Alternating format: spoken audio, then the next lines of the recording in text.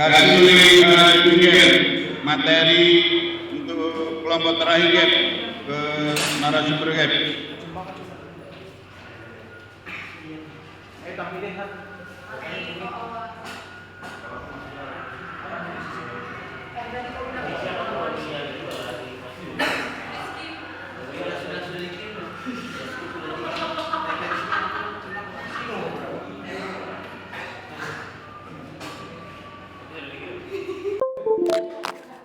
Cek.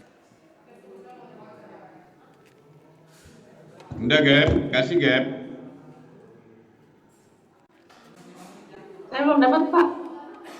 Ini mereka belum ngumpulin ke kamu.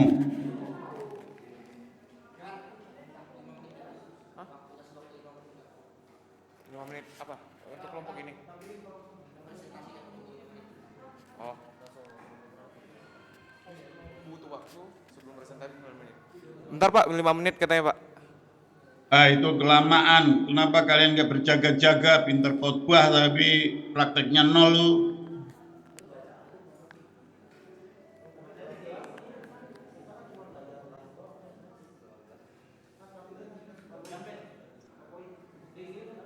PowerPoint mana? Udah dikirim kemana?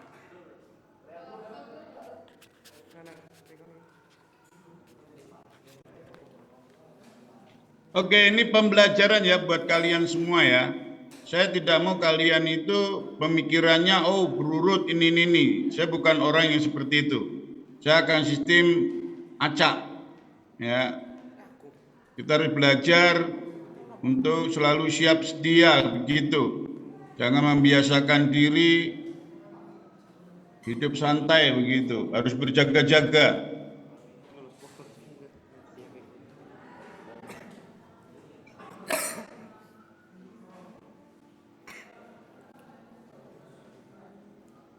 Oke, kelompok terakhir membahas tentang apa? Tentang belajar Pak. Tentang belajar Pak. Ya, oke, silakan. Ada nggak PPT-nya? Sudah saya kirim di grup sih Pak. Oke, silakan. Oke, shalom semua, selamat pagi. Oke, kami dari kelompok 11 ingin presentasi tentang belajar. Tapi sebelum itu saya minta maaf buat Pak Yoel mungkin karena ketidaksopan saya tadi karena lancang. Saya minta maaf banget Pak. Oke, dimaafkan. Nah, jadi saya langsung ke tentang belajarnya. Itu apa sih yang dimaksud dengan belajar? Johan, bisa next. Jadi belajar merupakan suatu proses atau upaya yang dilakukan setiap individu untuk mendapatkan perubahan atau tingkah laku. Dan juga belajar untuk menguasai segala sesuatu yang berguna untuk hidup. Jadi itu sih yang dimaksud dengan belajar. Dan juga ada beberapa tokoh yang menjelaskan belajar itu seperti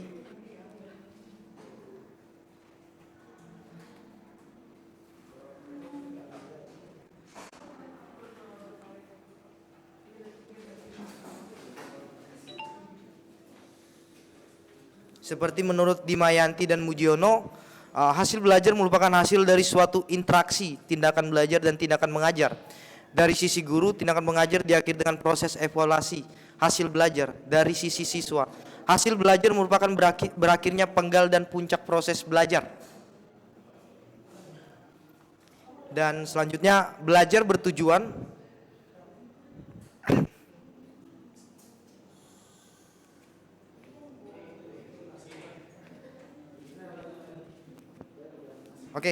yang pertama, belajar bertujuan untuk mengadakan perubahan di dalam diri antara lain tingkah laku.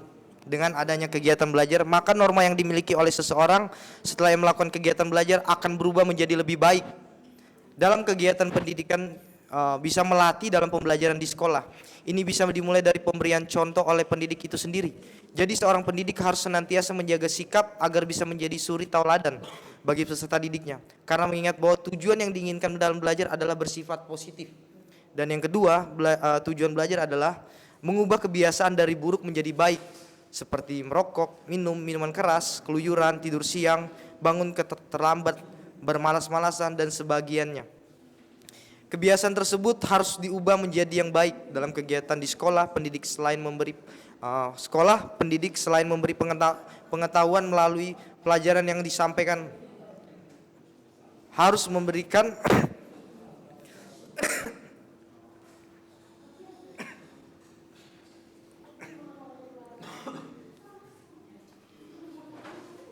perhatian lebih mengenai peserta didik yang mempunyai kebiasaan buruk. Ini bisa dilakukan dengan memberi kesadaran bahwa perbuatan dimiliki tersebut dapat memberikan dampak negatif bagi diri sendiri dan orang lain. Serta pendidik harus memberikan dorong yang kuat untuk bisa menghilangkan kebiasaan negatif yang dimiliki peserta didik tersebut. Dan selanjutnya, jadi langsung kesimpulannya. Next, kesimpulan. Tadi langsung sudah kesimpulan. Oke, belajar itu adalah suatu upaya untuk mempelajari, memahami, dan mengetahui apa yang dibaca atau didengar. Dan dengan belajar kita mendapatkan sesuatu hal yang baru yang belum kita ketahui.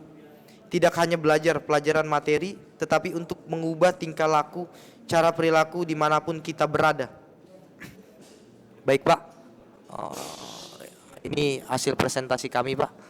Mungkin belum memuaskan. Ya, sangat tidak memuaskan.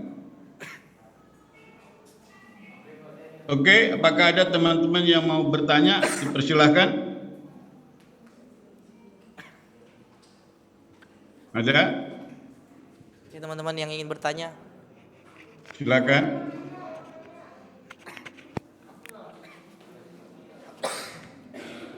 Baik, saya ingin bertanya bagi kelompok, bagaimana menurut pendapat teman-teman, ini menurut pendapat teman-teman aja ya, cara belajar yang efektif gitu untuk kita supaya bisa lebih banyak menyerap apa yang ingin kita pelajari gitu atau kita pahami, mungkin itu.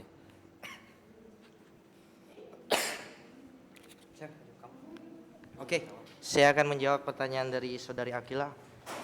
Yang pertama adalah kita harus punya komitmen dulu. Dan karena komitmen adalah suatu hal yang akan membuat kita bisa benar-benar belajar untuk mencapai itu semua. Yang kedua adalah kita nggak bisa belajar langsung semuanya gitu, seperti ABCD langsung bisa. Kita harus mulai dari A dulu agar kita fokus di satu titik dulu. Jadi belajar itu nggak harus apa ya? Kita nggak bisa belajar langsung semuanya, tapi kita harus berproses bertahap.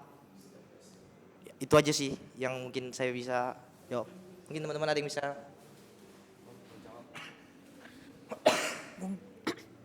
Mungkin kalau tambahan dari aku, selain mengatur waktu, selain memahami materi, tapi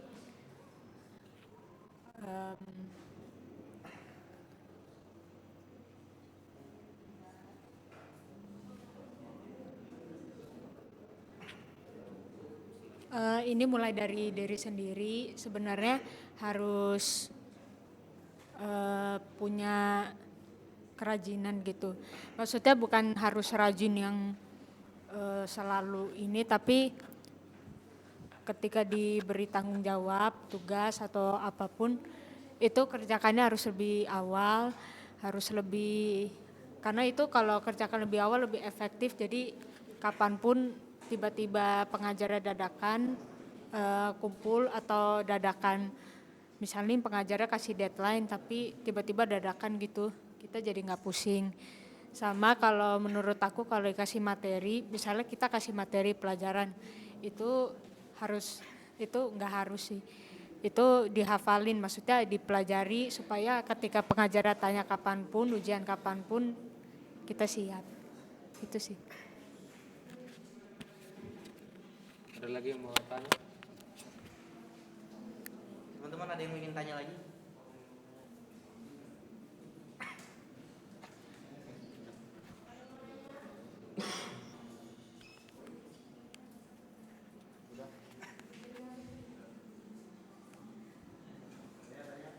Mungkin Masih ada yang lain?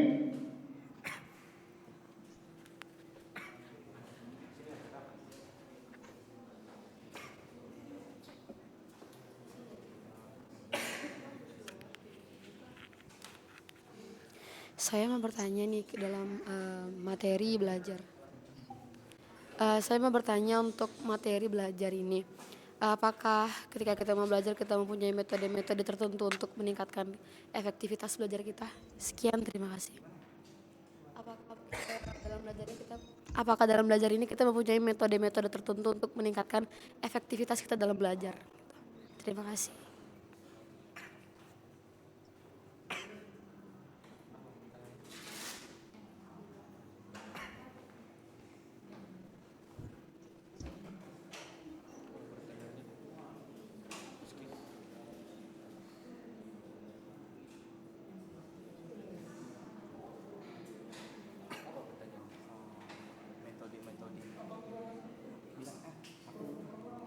Irna, bisa diulang?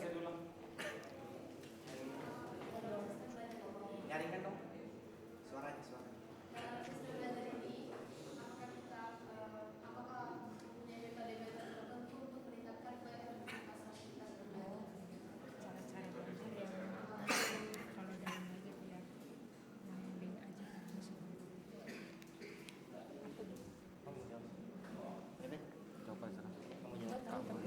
Oke. Mungkin untuk meningkatkannya adalah pertama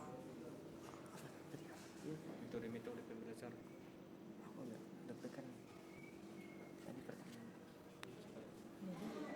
Menyusun belajarnya itu caranya ini, kalau di suasana kayak gini pengajar bisa lebih cepat kreatif supaya siswa-siswa kamu dah jawab dulu.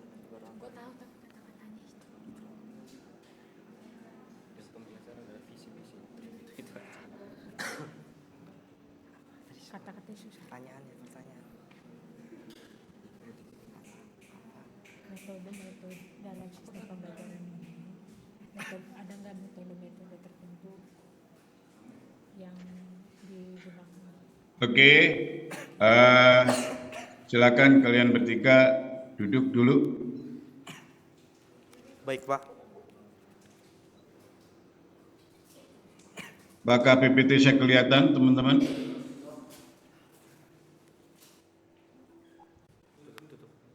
Halo?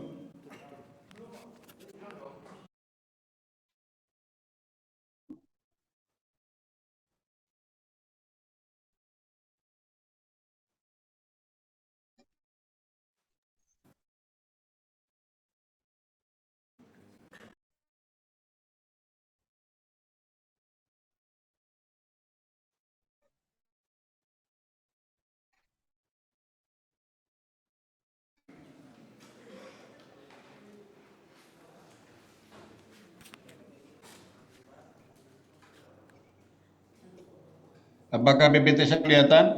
Kelihatan, Pak. Kelihatan ya, oke.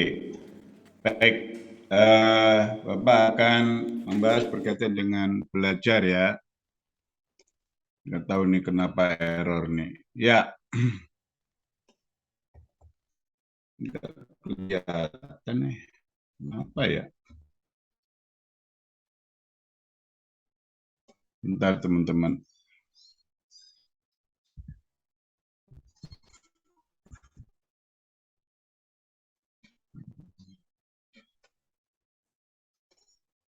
Ada masalah sebentar.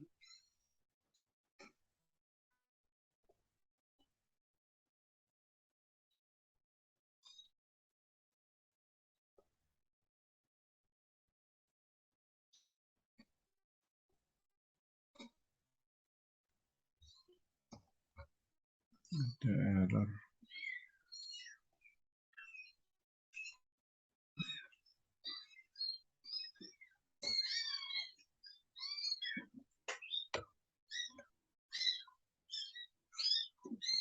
Bentar ya teman-teman ya, ini ada gangguan dari saya.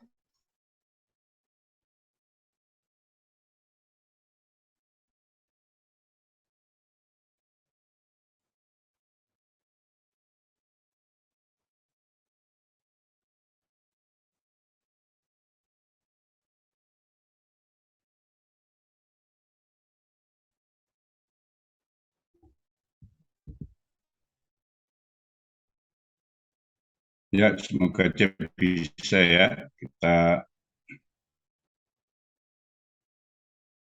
apakah kelihatan, teman-teman? Halo, kelihatan ya?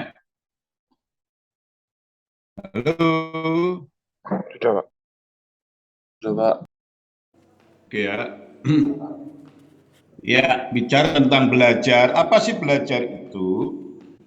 Belajar itu adalah berusaha memperoleh kepandaian atau ilmu. Kalau bahasa sederhana itu belajar itu dari yang tidak tahu menjadi tahu. Itu arti belajar. Jadi belajar itu berusaha memperoleh kepandaian atau ilmu.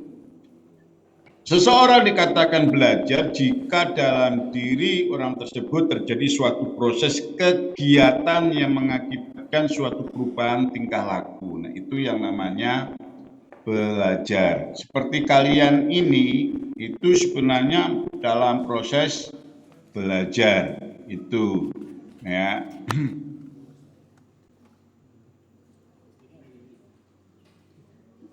Nah, bila kita melihat apa yang saya katakan tadi, maka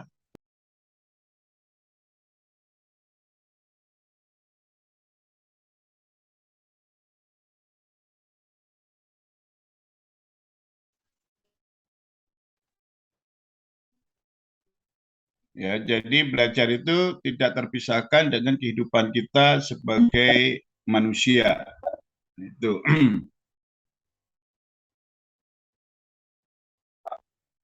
Ya, hilang ya. Ini muncul nih sekarang. Lalu yang kedua, kita harus memahami ya bahwa potensi manusia dapat mengembangkan potensi-potensi yang dimilikinya dengan belajar. Yang ketiga, belajar itu sebuah kebutuhan, teman-teman. Ya, jadi sebuah kebutuhan dan itu tidak bisa kita hindari. Jadi tanpa belajar manusia tidak mungkin dapat memenuhi kebutuhan-kebutuhannya. Dan yang terakhir, tadi belajar itu sebenarnya ada kaitannya dengan ilmu. Bahwa semua aktivitas keseharian itu membutuhkan ilmu yang hanya didapat dengan belajar. Jadi kalian ini yang hari ini datang di kelas maupun mengikuti kegiatan pembelajaran di via Zoom, sebenarnya sadar tidak sadar kalian itu ingin mendapatkan ilmu yang mungkin selama ini kalian cari dan belum ditemukan, dan sekarang untuk menemukannya dengan cara apa? Belajar. Itu ya. Nah, perhatikan baik-baik, ini adalah proses belajar. Ya. Yang belajar itu sebenarnya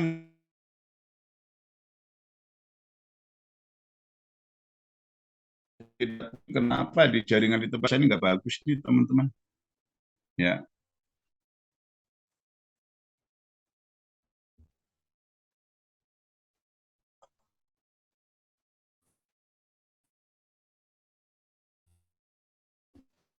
Ya, jadi istirahat itu penting sekali ya. Itu istirahat itu menghindari kejenuhan otak sehingga proses belajar itu lebih efektif. Jadi belajar itu membutuhkan istirahat. Nah, kalau kalian begadang terus, belajar terus, suatu saat kalian akan menghadapi stagnan, kehidupan yang membosankan, sehingga kadang-kala akhirnya kita tidak mempersiapkan diri dengan baik dalam konteks belajar. Jadi semakin kalian banyak begadang, ya, maka saya yakin deh, pasti belajar kalian akan terganggu itu ya. Apalagi pelajaran itu tidak menarik seperti pelajaran psikologi umum ini ya, nggak menarik begitu ya. Pasti mengalami kejenuhan dan kalian nggak akan konsentrasi. Itu. Nah, yang selanjutnya proses belajar itu adalah pengetahuan tentang materi. Ada kaitannya dengan pengetahuan materi. Dalam mempelajari sesuatu, lebih baik kalau kita pelajari dulu ya materi atau bahan yang ada secara keseluruhan. Baru setelah itu ya kita mempelajari dengan lebih seksama bagian-bagiannya. Maaf ya, sebenarnya kelompok terakhir tadi itu saya yakin nggak ada persiapan sama sekali. Itu. Makanya ketika ditanyai, ya jawabnya juga antara ya dan tidak.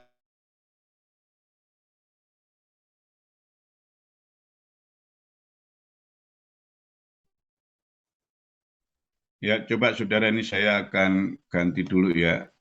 Harus saya mungkin naik ke atas, ganti link.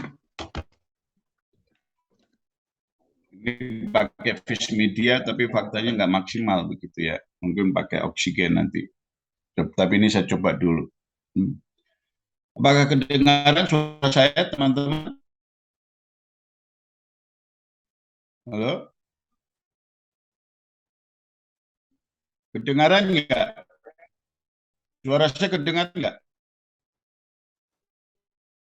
Oke ya. Ya oke, makasih. Nah, yang ketiga itu adalah pemahaman terhadap materi. Ya. Jadi ini penting sekali. Ketika kalian presentasi dan tidak memahami dan tidak menguasai materi, ya pasti kalian akan berada dalam kebingungan. Makanya untuk bisa memahami materi, ya kamu harus banyak membaca apa yang kamu tulis, kamu pahami, kamu mengerti kalimat demi kalimat. Ini penting buat kalian ya. Jadi bukan hanya sebatas mata kuliah Bapak saja, tetapi juga mata kuliah yang lain ya. Itu. Jangan menunjukkan ketidaksiapan kamu, itu akan membuat jengkel dosenmu, ya, akan membuat marah dosenmu, dan maaf, pasti kamu akan diingat itu. Dan nilaimu tidak akan pernah bagus untuk selanjutnya. Banyak dosen yang punya pemahaman seperti itu. Nah, jadi kalau kita mempelajari sesuatu tanpa pemahaman, maka usaha belajar kita akan memenuhi banyak kesulitan, ya gitu ya, akan mengalami banyak kesulitan. Dan saya yang presentasi juga tadi.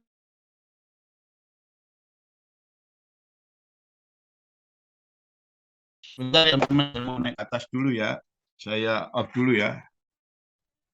Saya mau pakai link yang atas deh, oke dulu deh. Ya, tunggu ya sebentar ya.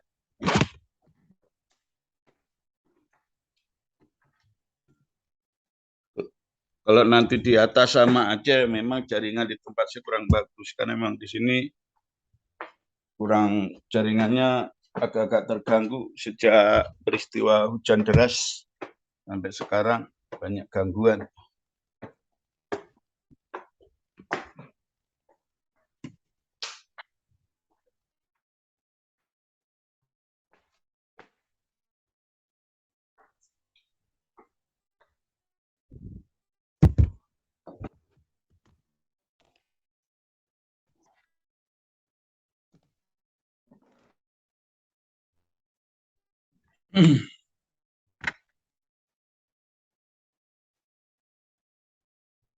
Mas, tolong Mas, kamu di bawah Mas.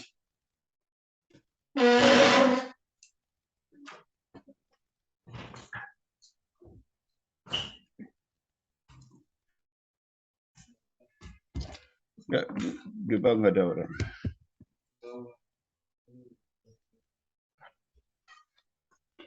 Tolong nyalain itu lampu.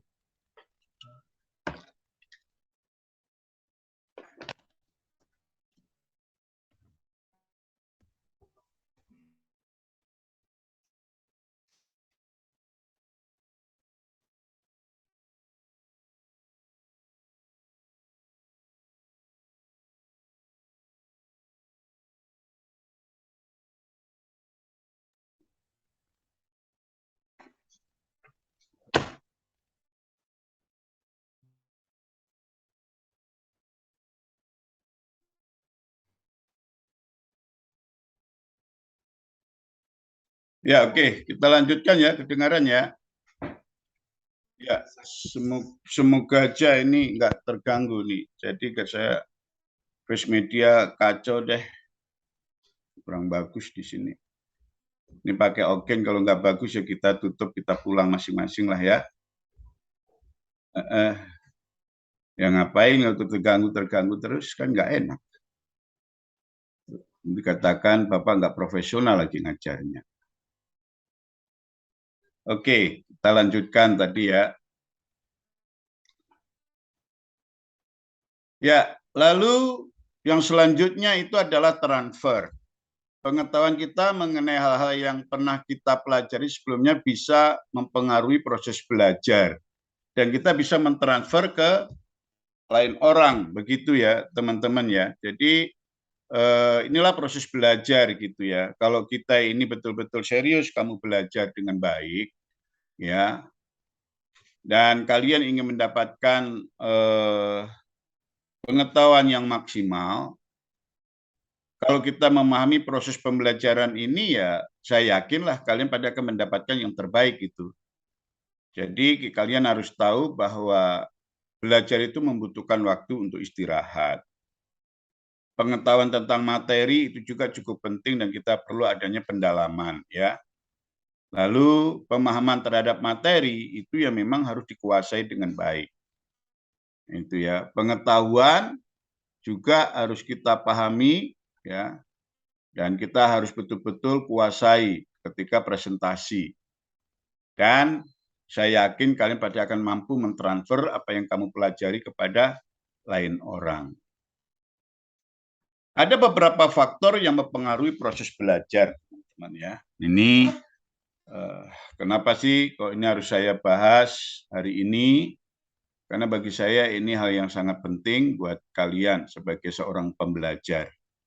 Supaya tidak sia-sia apa yang kau lakukan selama ada di STTPI ini. Nah, yang pertama itu faktor yang mempengaruhi belajar itu adalah faktor kecerdasan. Apa yang dimaksud dengan faktor kecerdasan ini? Yaitu kemampuan seseorang untuk melakukan kegiatan berpikir yang sifatnya rumit dan abstrak. Semua orang itu bisa belajar, tapi hasilnya belum tentu sama. Nah, itu yang perlu kalian garis bawahi ya. Saya yakin bahwa semua orang itu bisa melakukannya. Tetapi kecerdasan itu sangat menolong untuk kita cepat menangkap apa yang kita pelajari. Yang kedua itu faktor belajar itu sendiri. Nah, jadi faktor belajar ini bila kita sering ya membaca berulang-ulang dan berusaha untuk memahami dan mendalami, saya yakinlah maka hasilnya pasti efektif dan efisien gitu ya, memuaskan. Tetapi kalau kita ini tidak, ya jangan harapkan ya. Kalau kita ini kurang menguasai cara-cara belajar yang efisien dan efektif, ya hasilnya ya pasti tidak maksimal. Ini hal yang penting buat kita. Lalu faktor sikap, apakah seseorang akan dapat belajar dengan lancar atau tidak, gigih, disiplin dan lain-lain. Ini adalah sikap-sikap kita gitu ya.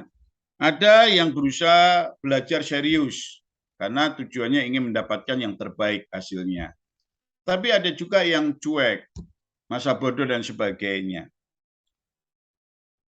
Saya saat ini sedang dibingungkan, dipusingkan dengan beberapa kakak-kakak kelas kalian ya, yang sudah berusaha untuk menyelesaikan karya ilmiahnya gitu ya.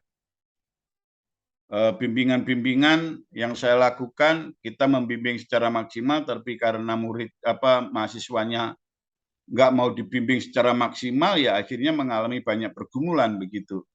Ya, ada satu mahasiswa, tapi bukan mahasiswa Theo, tapi mahasiswa PAK. Sebenarnya juga nggak sedikit juga mahasiswa Theo.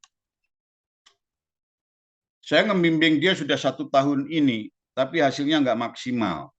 Bahkan hari ini harusnya sudah mengumpulkan bab 5, bab 4 pun masih belum dikumpulkan. Alasan inilah, alasan itu, dan saya tahu persis ya kegiatan mahasiswa tersebut. Jadi bagi saya kegiatan yang mengada-ada, kegiatan-kegiatan yang tidak bermanfaat justru dia prioritaskan, ya dampaknya ya akhirnya skripsinya nggak maksimal hasilnya, dan ada kemungkinan juga dia mungkin tidak diuji untuk akhir bulan November ini. Itu. Saya membimbing mahasiswa teologi itu ada kurang lebih sekitar 9-10 orang. Yang lolos itu hanya 1. Nah, yang lain saya nggak tahu kemana. Kita sudah menyiapkan bimbingan baik lewat face to face dan juga via Zoom. Saya selalu kasih link. Tapi yang merespon hanya ya orang-orang yang memang berusaha untuk supaya cepat selesai begitu. Nah, ini membuktikan bahwa memang sikap itu sangat menentukan dalam kita belajar ya teman-teman ya. Gitu.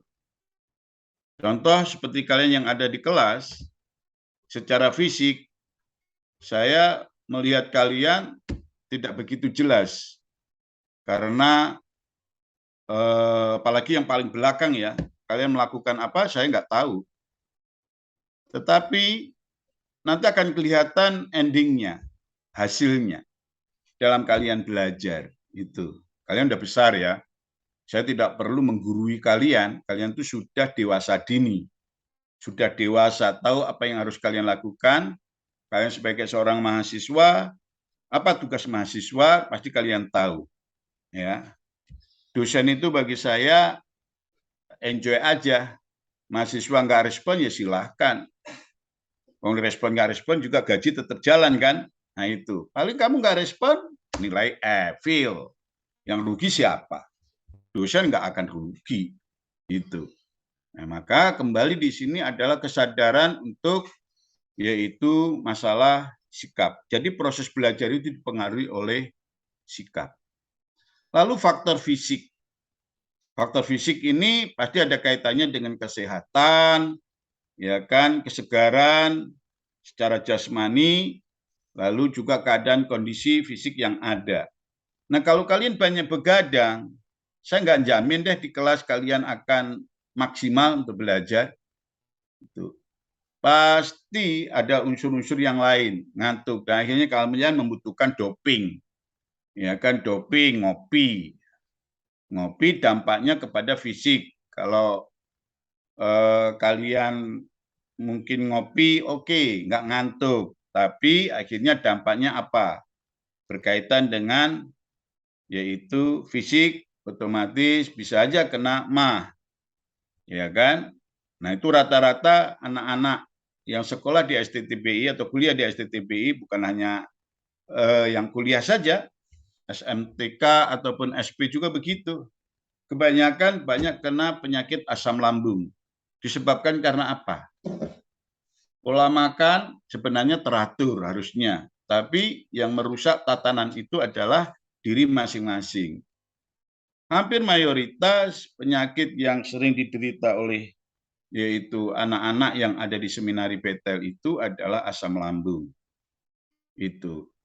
Ya, kenapa? Apalagi yang di kos ya, itu lebih parah lagi. Ya. Karena makan sembarangan, ya kan, nggak teratur. Yang teratur aja di asrama aja juga masih kena masalah berkaitan dengan penyakit asam lambung, apalagi yang di luar sembarangan. Nah ini semua sebenarnya yang menentukan itu bukan orang lain, diri sendiri. Kenapa? Karena kalian saya anggap adalah manusia yang sudah dewasa. Itu. Jadi faktor yang berkaitan dengan kesehatan itu harus mendapatkan perhatian ya, bila kita ingin mengalami proses pembelajaran yang baik. Dan yang terakhir itu adalah faktor emosi dan sosial. Ada orang-orang yang emosinya labil, ya itu. Tapi ada juga yang memang stabil. Nah, ada juga orang-orang yang introvert, ada juga yang ekstrovert. Dalam membangun hubungan sosialnya, ada yang the best, tapi ada juga yang kurang baik begitu ya. Nah, ini faktor-faktor yang mempengaruhi proses belajar, teman-teman. Nah, ini sekarang ini kalian yang kelemahannya ada di mana? Itu yang perlu kalian atasi. Pembelajaran kita psikologi umum itu bukan belajar tentang diri orang lain. Sebenarnya kalau kalian mengaplikasikan untuk dirimu itu akan jauh lebih baik. Dan kesadaran untuk merubah ke arah yang lebih baik itu penting sekali. Maaf ya, saya mengamati proses pembelajaran kalian, saya sempat sharing dengan kaprodi kalian. Ini anak 2022 ini di satu sisi hebat, potensinya luar biasa. Tapi ada ancaman. Ya, saya sudah menganalisis SWOT kalian itu ya. Itu. Ini kalian ini kelompok milenial cenderung mengikuti apa maunya sendiri dan pinter ngeles. Nah, itu aja sih ciri khasnya, itu kelemahan dan itu ancaman bagi saya. Bila kita tidak mau merubah tatanan hidup kalian, saya nggak jamin deh nanti di tingkat 3 banyak yang rontok deh gitu. Ya, kalau kalian tidak membangun unity dengan baik dan kesadaran belajar kamu tidak kamu tingkatkan, saya nggak jamin deh tingkat 3 ya itu pasti banyak yang rontok gitu. Ya. Kenapa? Nanti ini kita akan belajar, habis ini kita akan belajar tentang motivasi ya. Siapa yang membahas motivasi tolong dipersiapkan dengan baik. Tuh. Nah, yang selanjutnya itu adalah faktor lingkungan, teman-teman.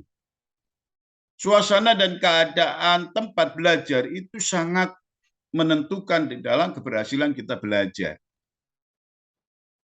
Jujur ya, sebenarnya kampus STTB ini bagi saya sudah tidak kondusif untuk dijadikan sarana proses kegiatan belajar mengajar khususnya S1 ya. Itu. Kenapa saya katakan demikian? Kehidupan wilayah lingkungannya itu sebenarnya sudah nggak mendukung bagi saya. Coba lihat kampus-kampus yang memang betul-betul memikirkan tentang kondisi lingkungan itu saya melihat ya seperti UKI. UKI baik yang ada di wilayah yang ada di daerah Depok, wah itu sangat mendukung untuk proses pembelajaran. Ya, juga yang ada di daerah Cawang ya itu bagi saya UKI lumayan. Kalau dibandingkan dengan Untar, Ukrida, Trisakti yang ada ya, itu sebenarnya jauh lebih mumpuni itu adalah Universitas ya, Indonesia masih mumpuni saya melihat. Ya. UPH yang ada di Tangerang itu sangat mumpuni. Jadi ada tempat-tempat sarana prasarana lingkungan yang memang mendukung untuk mereka belajar.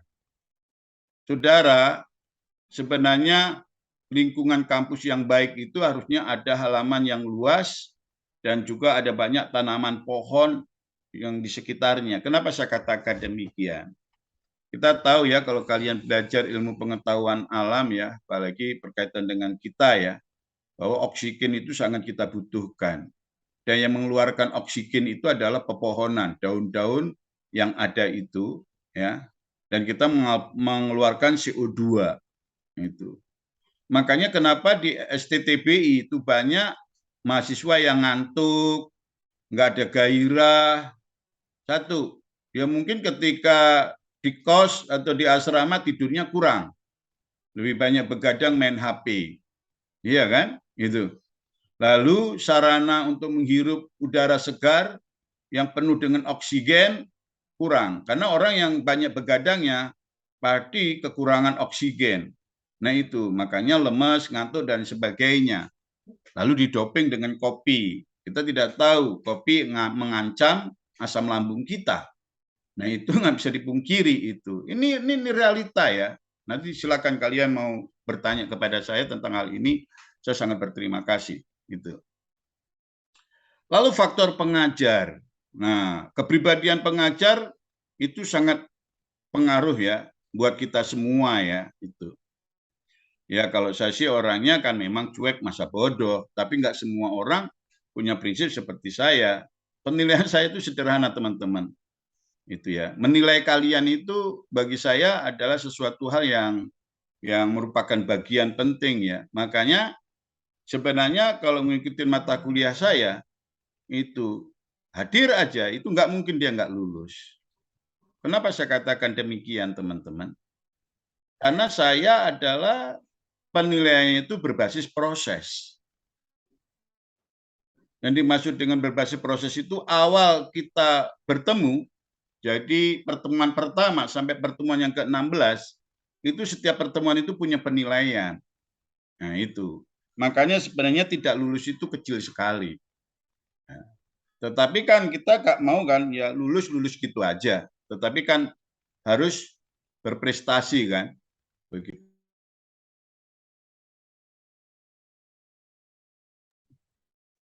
Ya, teman-teman, jadi faktor pengajar itu penting. Nah, saya tidak tahu, kalian pasti akan berusaha untuk menilai ya setiap dosen-dosenmu nanti, lihat aja masing-masing. Nah, itu. Karena memang itu akan menentukan, dan tidak semua kamu sama ratakan begitu. Ya. Pasti setiap dosen itu punya kelebihan-kelebihan, dan kita memang harus banyak belajar tentang siapa itu dosen yang mengajar. Nah, itu penting sekali ya teman-teman ya. Nah, kaidah belajar. Nah, ini kaidah belajar yang pertama itu aktif. Kegiatan belajar itu akan lebih berhasil jika orang yang belajar itu aktif di dalamnya dengan cara mengalami, berbuat, dan memberikan reaksi. Nah, ini. Seperti tadi teman-temanmu bertanya, ya kan, tapi kan kalian reaksinya akan lambat begitu ya. Nah, kalau memang nggak tahu ya tanya aja. Nggak salah tanya itu. Benar atau enggak kan nanti tergantung. Ya. Dan juga ketika ada pertanyaan, si narasumber ya harus belajar menjawab. Jangan menunggu lama. Menunggu lama itu membuktikan dan orang akan menilai ini ternyata orang nggak menguasai materi yang diajarkan, materi yang disampaikan. Nah begitu teman-teman. Ya. Makanya saya yakin kalau kita memang sudah siap, itu nggak mungkin kita tidak akan menjawab lambat begitu. Nah ini penting buat kita semua ya. Bukan lalu saya mencas kelompok yang tadi presentasi tidak menguasai materi, yaitu kembali kepada kelompok tersebut kan. Ini pembelajaran buat kita gitu ya. Lalu yang kedua adalah pengalaman. Semakin banyak kita ini punya pengalaman, ragam pengalaman kita itu penting sekali. Ya.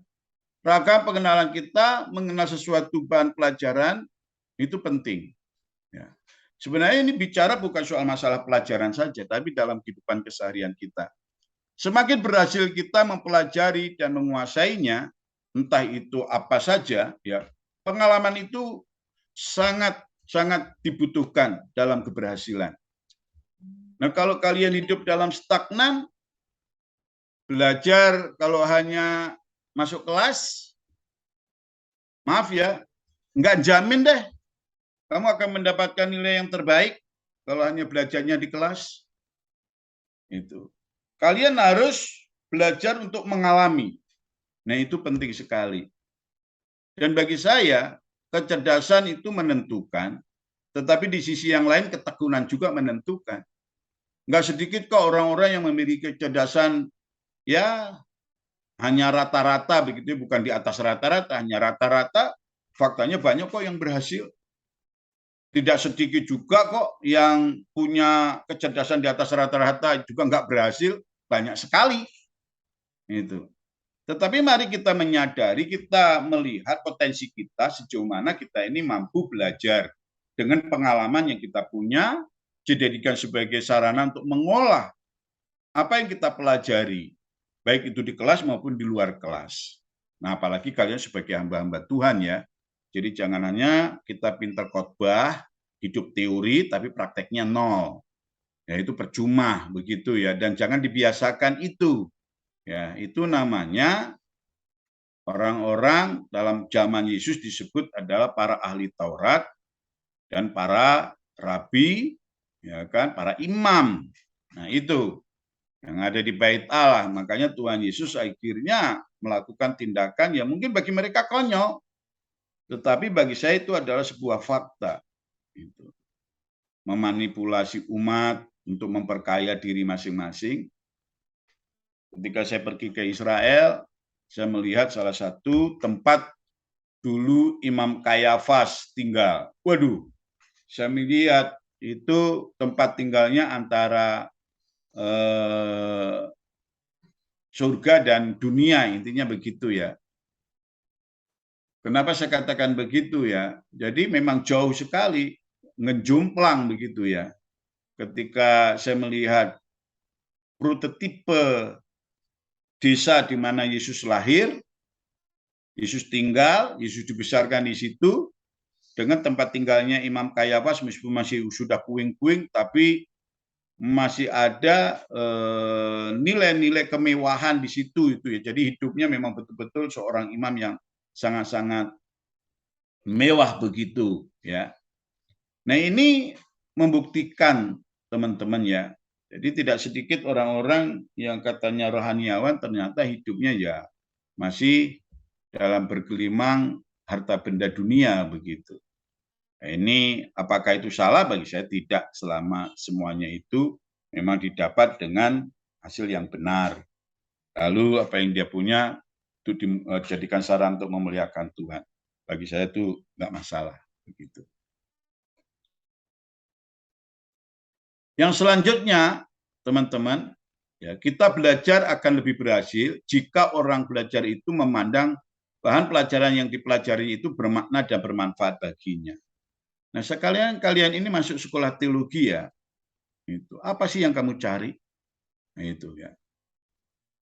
Apakah kamu benar-benar belajar atau kamu itu datang ke sekolah ini daripada nganggur di rumah? Iseng-iseng cari beasiswa, dapat, puji Tuhan, tapi nggak ada perubahan. Makanya saya tadi katakan, saya nggak jamin deh tingkat 3. Tingkat 3 itu bagi saya adalah tingkat masa-masa stagnan. Banyak kehilangan arah ke sana. Bapak mengalami kondisi itu ketika sudah tingkat 3. Saya merenungkan, saya ini benar nggak ya masuk Prodipak ini ya? Gitu. Dan itu otomatis semester 5 dan 6. Itu. Banyak teman-teman saya juga mengalami kondisi itu. Hanya diteguhkan ketika kita membangun sebuah komunitas, kita berusaha untuk hidup saling memotivasi satu dengan yang lain, dan akhirnya Tuhan kembalikan posisi semangat untuk belajar lagi. Itu. Biasanya mulai tingkat 3 itu sudah mengalami kejenuhan. Satu, biasanya itu karena udah punya pengalaman hidup sebagai adik kelas, sekarang udah jadi kakak kelas. Ya, itu. Yang kedua, ya udah mengenal dosen-dosen yang mengajar, aduh gimana. Tapi yang pasti ada sebenarnya kehilangan visi di sana. Ya, itu. Kebanyakan di tingkat 3. Teman-teman saya kurang lebih sekitar 38 orang, ya, yang ketika selesai itu hanya sekitar 25, yang selanjutnya itu baru ngikut begitu ya. Nah ini pengalaman buat kalian semua ya, ini kan kelas kalian kelas besar gitu ya. Coba, apakah sudah ada yang mengundurkan diri belum? Ada mulai jenuh, sudah mulai pikiran kelihatannya aku bukan panggilan. Nah itu, nah ini penting sekali ya buat kalian ya.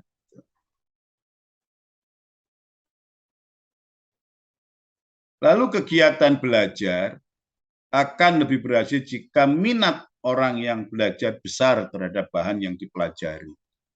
Nah ini penting sekali ya. Jadi maksudnya bahan yang dipelajari itu bukan hanya mata pelajaran ya teman-teman ya. Termasuk adalah kalian belajar untuk menata hidup masa depan itu sebenarnya adalah bagian ya. Bahan apa di sana? Ya pasti adalah pemahaman, pengertian, dan apa yang harus dilakukan. Nah, tapi yang pasti adalah minat itu penting sekali. Orang kehilangan minat, saya sih nggak akan jamin dia akan lebih berhasil. Begitu ya teman-teman ya. Jadi kegiatan belajar akan lebih berhasil. Atau intinya itu belajar akan lebih menghasilkan kalau minat orang tersebut itu betul-betul besar, antusias belajarnya itu tinggi. Gitu ya.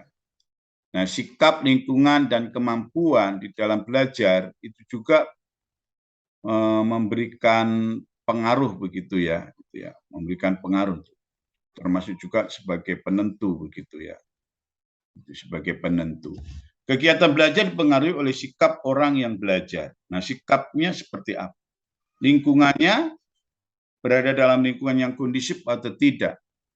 Lalu kalau dalam konteks proses pembelajaran sebagai seorang mahasiswa, maka pasti di kelas ya kan, di sini juga ada kaitannya dengan dosen yang mengajar. Tapi jangan salahkan teman-teman, ada juga sikap lingkungan dan kemampuan belajar di luar kampus.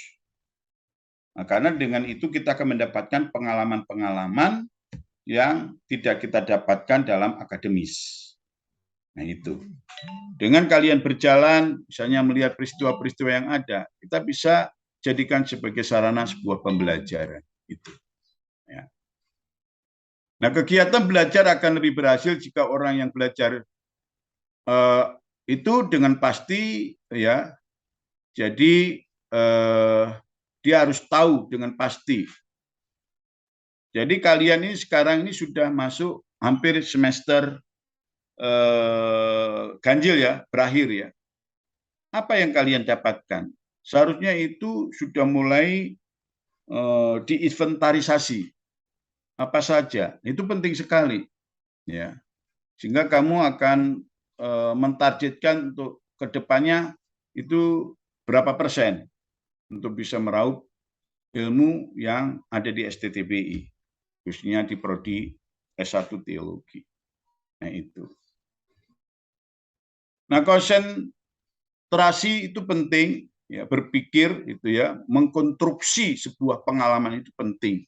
Bahan pelajaran akan lebih mudah dikuasai jika orang yang belajar dapat melihat hubungan-hubungan yang terdapat antara berbagai unsur dalam bahan pelajaran. Teman-teman, coba nanti kalian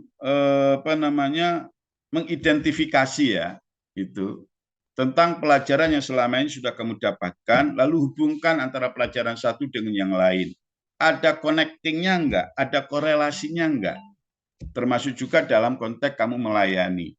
Kan setiap Sabtu Minggu kalian libur ya sekolah, tapi kamu masih sekolah. Sekolah di mana? Sekolah di gereja. Nah itu. Dan sekolah gereja itu sebagai ajang praktek ilmu yang kau dapatkan secara teoritis di STTBI. Nah itu. Nah, bicara tentang hal-hal yang berkaitan dengan apa yang kita pelajari, kita mengenal yang namanya multi-inteligensi. Nah, multi-inteligensi ini jelas ada kaitannya dengan talenta dan karunia yang kita punya. Talenta kamu di mana? Nah, itu akan mempengaruhi keberhasilan kamu dalam belajar. Ya. Kalau misalnya talentanya adalah seni itu luas ya, macam-macam ya. Ya, maka dia juga harus belajar untuk mendalami seni, meskipun mata kuliah yang lain kita pelajari. Tetapi saya yakin pasti seni itu adalah jauh lebih menonjol kalau kamu memang ada darah seni dalam dirimu. Itu. Ya, jadi bagi saya itu sangat penting.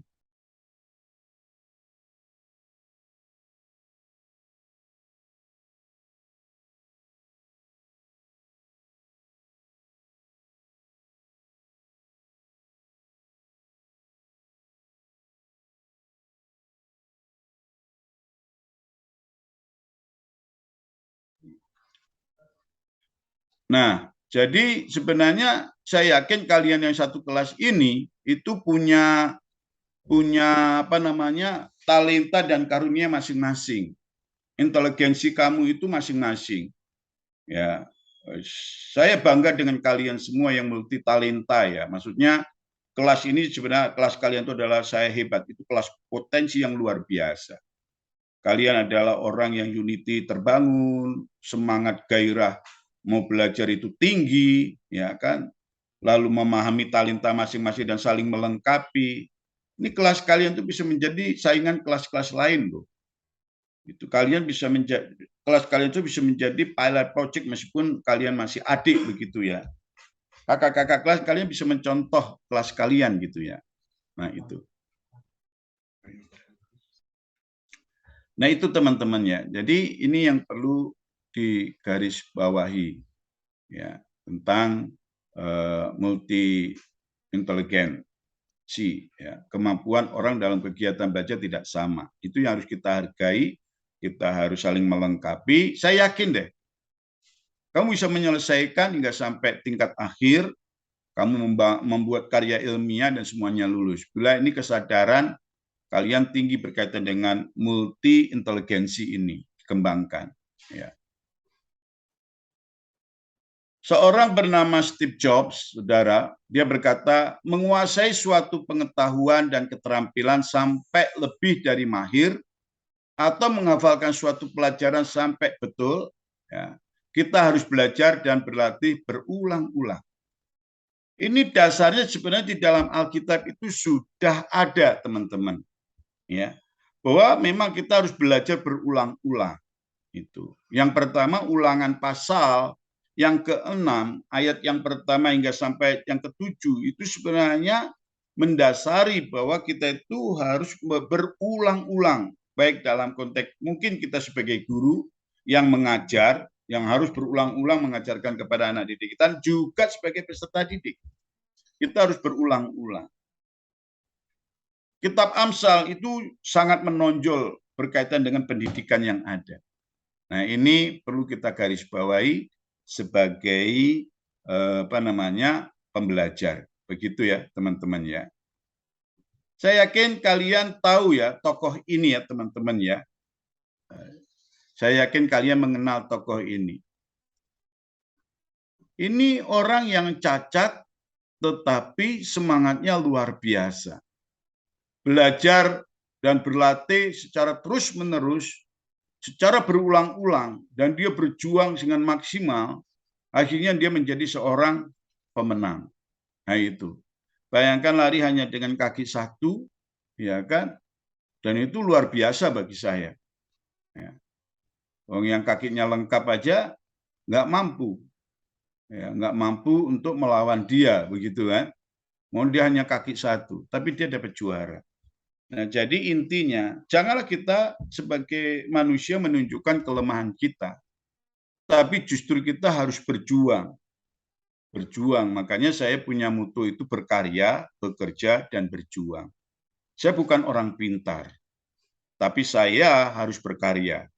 Saya bukan orang yang hebat, anak orang kaya bukan, tapi saya harus bekerja dan berjuang. Nah itu. Kalau sekarang ini saya ada sebagaimana ada, saya yakin itu semua adalah hasil dari belajar, berkarya, belajar, bekerja, belajar, berjuang. Nah itu. Mungkin itu yang bisa saya sampaikan, teman-teman. Silakan kalau ada yang mau bertanya, mari kita sharingkan bareng-bareng. Lalu tadi teman-teman kita yang membahas tentang belajar tadi juga bisa menjadi narasumber, kalian bisa bertanya kepada mereka juga. Dipersilakan kalau ada yang mau bertanya.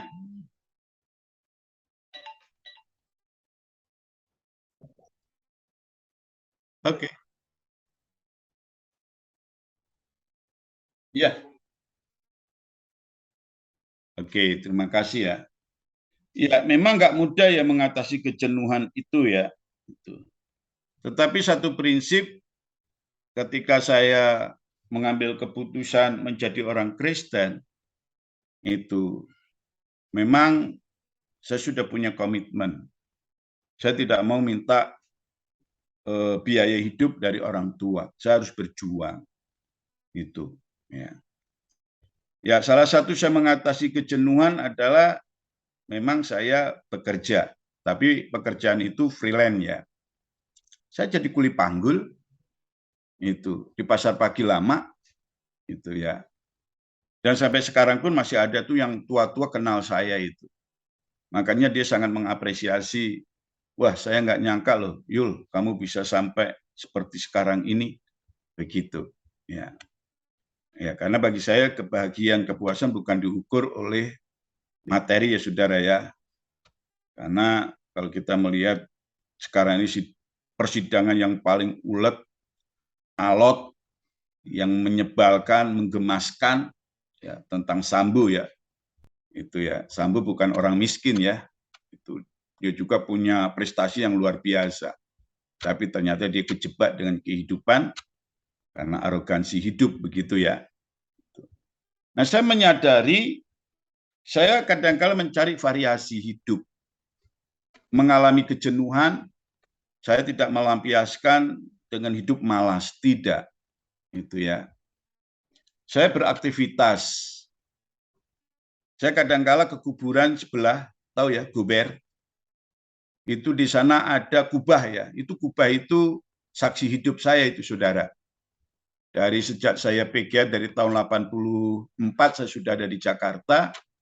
Dan itu kubah itu dulu bagus sekali. Dulu ada juru kuncinya. Nah, saya sering di situ. Ya, di situ ya hanya bersaat teduh aja. Tapi waktu PGA itu sarana tempat saya belajar. Itu tahun 84 sampai 87 pertengahan ya. Itu saya ada di situ. 86 lah yang paling sering ya. Itu. Dan kadang-kala saya sering juga kalau ini ingin mengenang begitu, saya kadang-kala jalan-jalan ke kuburan itu. Kubah itu adalah tempat saya dan salah satu teman saya yang ada di Kalimantan, sekarang dia sebagai gembala ya di Kutai, lalu yang satunya ada di Lampung. Nah, itu tempat kami bertiga kalau belajar itu di situ. Karena saya nggak bisa belajar rame-rame begitu kan, sepi begitu. Juru kuncinya itu saya kenal baik, kadang-kala ngapain, yo, biasa Pak, gitu kan. Ya udah dia bukain tuh kuncinya. Udah, nah belajar, jadi orang pintar, begitu. Dan sekarang udah almarhum, saudara. Nah itu salah satunya saya belajar untuk beraktivitas yang positif. Ya, bekerja, pelayanan, itu mengatasi kejenuhan itu begitu, bukan lalu saya pergi nggak tahu arah dan tujuannya, enggak. Itu saya harus punya prinsip. Jadi hidup itu memang harus menghasilkan. Ya. Mungkin kalian nggak percaya kalau saya kuliah aja tingkat 3 mau naik tingkat 4 aja saya sudah punya rumah. Saya kan nggak tahu itu. Sederhana itu. Ya meskipun rumah kecil tapi udah rumah sendiri gitu ya. Nah, itu. Nah, jadi kegiatan positif yang saya lakukan ketika saya mengalami kejenuhan. Dan saya berusaha untuk cari. Nah, bersyukurnya saya punya komunitas teman-teman yang memang satu geng begitu ya. Kami itu telah berjumlah 7 orang. Nah, itu memang kami solid ya. Jadi kadang-kala kalau kita pergi ke Pizza Hut itu tunggu jamnya. Jadi kalau ada jam kosong, itu sekitar jam 11:30 sampai jam 1 itu biasanya saladnya itu dapat diskonan, saudara. Jadi kalau kita beli misalnya beli 1 Pizza Hut gitu ya, itu kita dapat saladnya begitu kan. Nah itu saladnya itu gratis dan terserah mau ambil gimana caranya, pokoknya silakan. Nah itu yang kami manfaatkan kadang-kala. Ya itu kegiatan yang begitu. Tetapi yang pasti adalah saya tidak pernah melepaskan dari persekutuan doa kelas. Jadi setiap hari Senin itu saya off, tidak kerja begitu ya, sambilan begitu ya. Itu yang pasti saya meluangkan waktu, tidak pernah saya bolos dengan persekutuan kelas. Karena bagi saya persekutuan kelas itu sangat-sangat penting. Satu, saya termotivasi oleh teman-teman, di sisi yang lain saya bisa memotivasi teman-teman. Dan ternyata kalau saya merujuk ya, orang-orang yang menyelesaikan tepat waktu itu ya yang ikut persekutuan ibadah di kelas. Itu hampir mayor itu selesai. Nah itu ya. Nah saya waktu di PGA pun saya sudah pernah bekerja ya. Jadi hari Sabtu selesai kerja bakti begitu ya, itu akan ada luang waktu. Saya pergi kerja itu sampai jam 2. Habis itu baru saya pelayanan. Saya punya prinsip adalah itu tadi, mutu saya ya, berkarya, bekerja, dan berjuang. Nah, saya punya pemikiran gini, yang saya berjuang aja yang begitu, berjuang dengan ketulusan, ternyata susahnya nggak ketulungan ya. Tetapi saya yakin, apa yang saya lakukan bila itu, ya kami lakukan tidak menyalahi aturan yang ada, pasti akan ada hasil, dan hasilnya sifatnya kekal. Itu aja saya punya prinsip, teman-teman ya. Itu. Dan itu yang memang saya lakukan. Saya menyadari saya bukan orang pintar, tetapi ternyata mengatur strategi itu sangatlah penting. Kalau saya waktu di wisuda, saya mendapatkan prestasi terbaik untuk Prodipak, ya karena saya berani untuk mengatur strategi dengan baik. Nah, itu. Saya sadar bahwa orang tua saya tidak mungkin akan menolong saya dalam tanda kutip ya. Mereka mengizinkan saya jadi orang Kristen aja saya sudah bersyukur begitu ya. Itu. Mereka tidak pernah mengganggu kehidupan saya. Jadi saya jujur ya, saya tidak pernah mendapatkan biaya studi dari orang tua. Enggak, sama sekali. Itu. Tapi apakah saya menyesal? Enggak. Saya belajar dari Yusuf. Ya, meskipun ada yang mereka kurang baik, tetapi kalau kita ini dengan Tuhan, semuanya akan berjalan dengan baik. Meskipun liku-liku perjalanan, waduh, itu sangat menyakitkan begitu ya.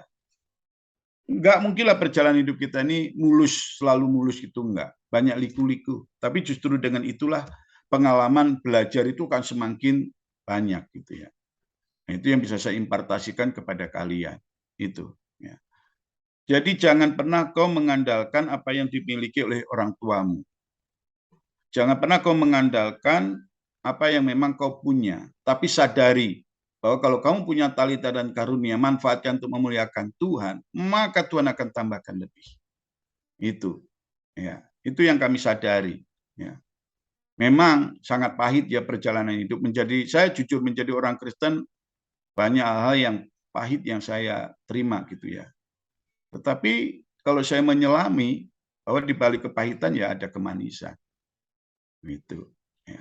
Kelama kita mau bertahan. Belajar itu penting loh teman-teman. Ya, jadi belajar itu akan menjadikan kita lebih baik. Itu yang saya tahu. Ya. Makanya dari yang tidak tahu menjadi tahu. Kalau kamu ingin tahu ya belajar. Jadi jangan nggak mau tahu. Orang yang nggak mau tahu itu orang yang malas belajar. Nah itu. Ya. Mungkin itu yang bisa saya sampaikan ya. Itu. Ya intinya langkah pertama itu mengalami kejenuhan, ya kita nggak salah lah kita berkreasi tetapi yang positif. Ya itu. Nggak salah kamu mau pergi ke 21, ke XX1, ke Premiere, pergi ke mall, tapi itu jangan jadi sebuah prioritas gitu. Ya, punya duit, yuk kita nonton. Saya bukan begitu, saudara. Saya memang hobi nonton ya, itu ya. Tempat saya itu dulu, tempat saya nonton itu, dosen-dosen itu tahu. Gitu. Sleepy Jaya itu dulu kan ada 21-nya di situ. Sekarang bukan 21 ya. gitu ya, senima ya itu ya, jadi lebih kecil gitu. Nah itu tempat saya itu. Kadang-kadang ketemu dengan dosen juga begitu. Karena dulu kan masih bujangan semua dosen-dosennya. Pak Fran, Pak Wondo, Pak Stefano almarhum, Pak Amos Hussein, semuanya tuh masih bujangan semua itu. Itu dosen-dosen muda. Tapi kalau dosen-dosen yang sudah berumah tangga, waduh, killer-killer deh.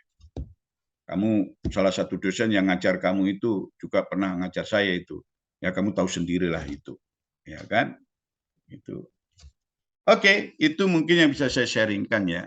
Jadi positive thinking aja ketika kau mengalami kejenuhan, melangkah aja. Karena pasti kita akan mengalami yang namanya stagnan dan lain sebagainya. Tapi harus punya prinsip, yang penting itu. Ya. Maka kalau sudah gitu harus kamu sadari ya, jangan bergaul dengan pemalas ya. Karena akan menjadikan dirimu malas. Kamu harus cari orang-orang yang rajin gitu. Saya orangnya begitu. Ya.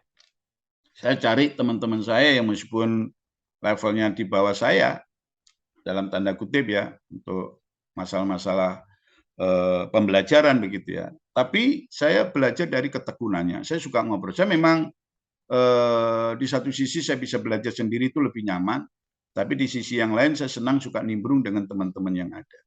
Nah dulu ada grup wanita itu ya, yang berusaha untuk menjadi pesaing begitu. Nah itu saya senang itu, yang begitu. Ya. Dulu jadi ada 2 kelompok saudara. Ya, itu kelompok wanita itu, waduh, itu berusaha untuk ngalahin kita sebagai pria ya, itu. Dan itu ternyata bisa memacu kita untuk hidup berprestasi juga, gitu. Sekarang sampai sekarang saya masih punya teman geng, saudara, untuk kelas saya, itu ya. Meskipun jauh-jauh, kadang kita masih bisa ngejum bareng. Ya, cekika-cekiki lah, namanya juga teman kan, ya, itu. Oke, mungkin itu ya yang bisa saya sampaikan ya. Tetap optimis aja deh. Oke. Silakan, ada lagi?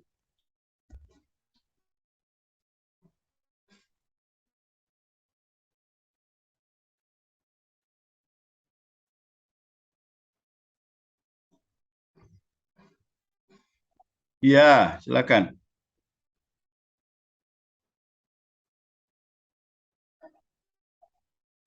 Iya, iya, betul. Enggak, betul, betul. Saya setuju. Yes.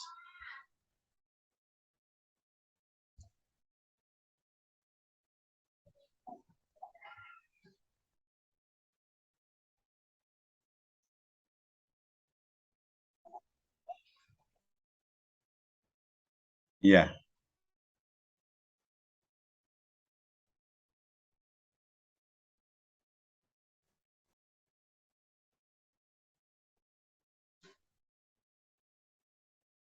iya, iya, iya. Betul, betul. Khususnya bahasa ya.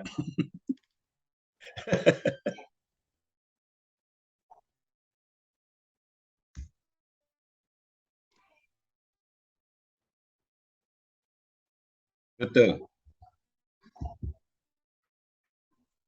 Ya,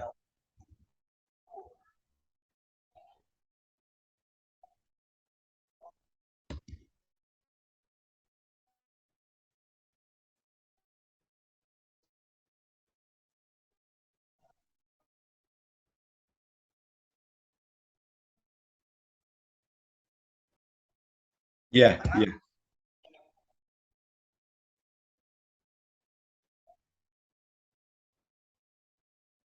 ya,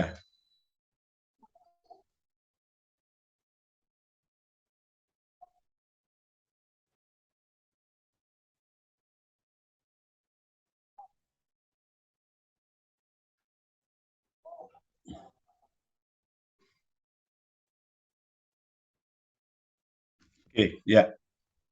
Yang pertama yang pasti kita harus punya komitmen ya. Kalau memang kamu ingin mendalami itu, ya.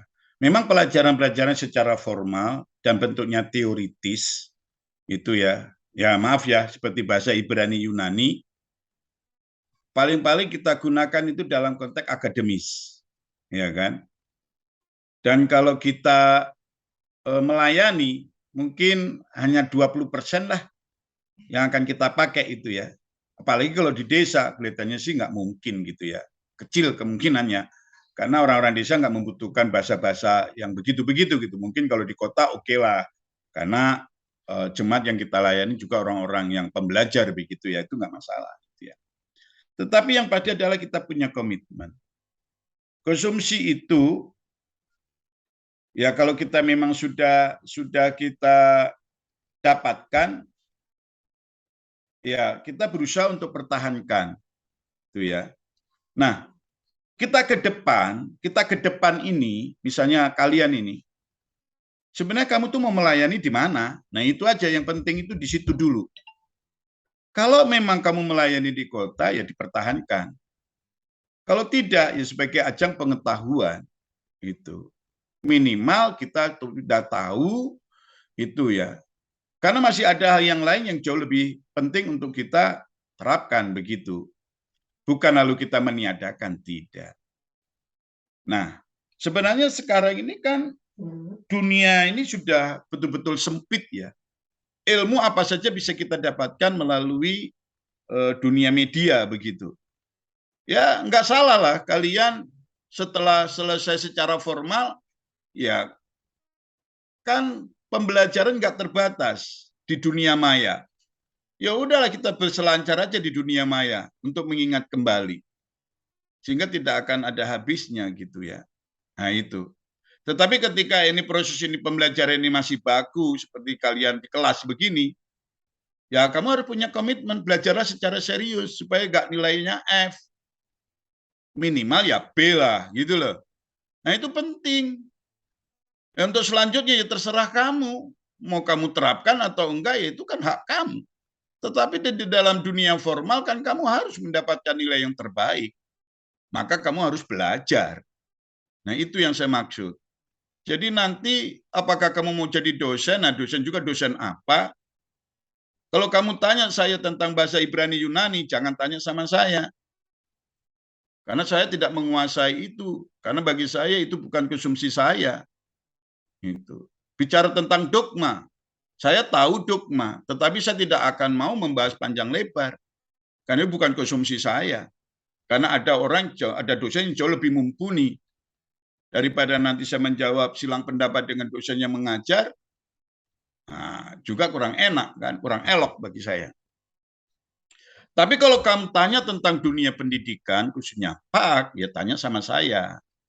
Kalau kamu ingin belajar, tanya tentang psikologi, khususnya psikologi perkembangan dan psikologi umum, ya bolehlah tanya sama saya. Karena memang itu bidang saya. Strategi pembelajaran, ya memang itu adalah disertasi saya. Itu. Jadi, saya juga belajar untuk menempatkan. Makanya ketika saya disuruh membantu prodi teologi, saya selalu saya ingatkan kaprodi kalian. Ingat ya, kalau saya disuruh bantu, jangan pernah kau kasih aku hal-hal yang berkaitan dengan teologi ya. Gitu. Karena saya konsentrasi saya bukan di teologi ya. Saya bukan orang yang serba bisa.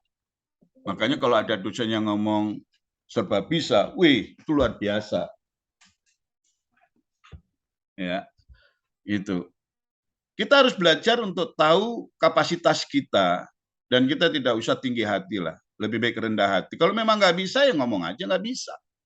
Apa salahnya? Emang dengan kita ngomong tidak bisa lalu kita rugi, derajat kita diturunkan? Enggak juga. Gitu loh.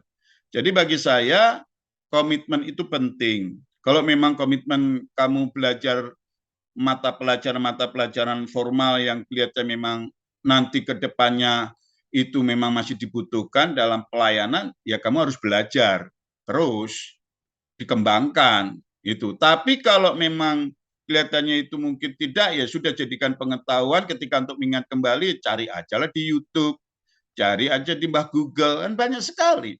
Kalau enggak ya datanglah ke kampus, minta pencerahan, kalau perlu kuliah, kan ada mata kuliah khusus yang kelas pendek begitu ya, kuliah jangka pendek begitu. Nggak apa-apa.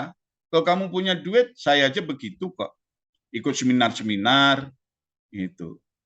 Saya kadang-kadang ikut kuliah, saudara, itu ya. Apa yang kelihatannya aku butuhkan ya.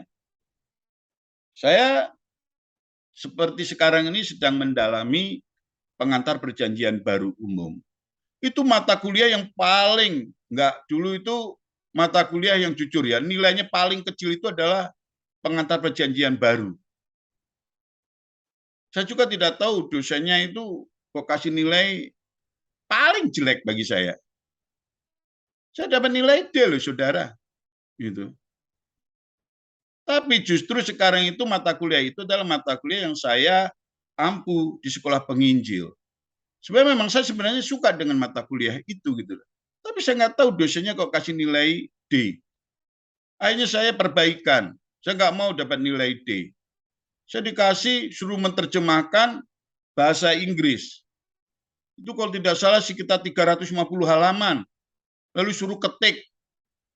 Bayangkan ketik ya, dulu kan nggak ada komputer.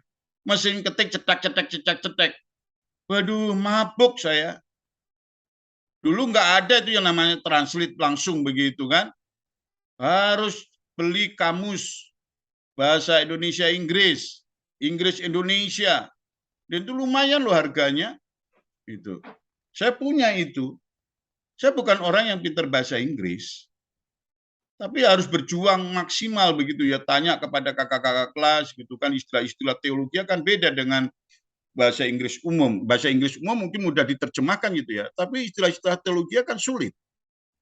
Mabuk. Kalau nggak suka kan, aduh stres. Tapi saya lakukan itu. Tahu nggak dikasih nilai berapa? Udah jungkir balik begitu, nganterin ke rumahnya, hanya ditambahi 1, saya dapat nilai C. Waduh, bagi saya, ini dosen keterlaluan. Hanya sayang sekarang beliau udah almarhum, saudara. Untung kalian nggak diajar oleh beliau gitu kan. Ya. Tapi saya belajar untuk menerima, dan itu cambuk buat saya. Makanya saya ingin lebih mendalamin, ya sudah, saya akhirnya dikasih kesempatan untuk ngajar, suruh memilih mata kuliah apa Pak Yul yang benar. Aku maunya ini deh. Dan sekarang ya, puji Tuhan lah, mungkin saya juga bisa sharing sama kalian kalau bicara tentang pengantar perjanjian baru umum. Begitu. Dan buku-buku saya di rumah ya lumayan, buku pengantar perjanjian baru umum. Nah itu. Saya di rumah, buku-buku, ya karena kita memang harus belajar, kita ngajar ya harus punya. Makanya heran mahasiswa, saya nggak tahu nih kalian punya banyak buku nggak tuh di kamarmu, di rumahmu itu. Harusnya kalian udah mulai nyicil itu, beli begitu ya. Saya di rumah ya memang harus. Ini masih ada yang di dus-dus belum dibukain karena memang tidak punya tempat untuk menaruh itu, akhirnya taruh di dus, ada yang dimakan rayap dan sebagainya. Makanya saya itu punya kepahitan dengan binatang rayap, bukan manusia. Rayap, saudara. Buku saya banyak dimakan rayap gitu. Nah, sekarang saya sudah mulai punya tempat untuk menyimpan buku, ya bagi saya buku itu bukan istri ya, tetapi sahabat saya yang kedua setelah istri saya. Nah, itu. Jadi mungkin itu yang bisa saya sampaikan ya kepada kalian ya, berkaitan dengan apa yang kalian tanyakan tadi. Itu. Apakah masih ada pertanyaan lanjutan? Silakan.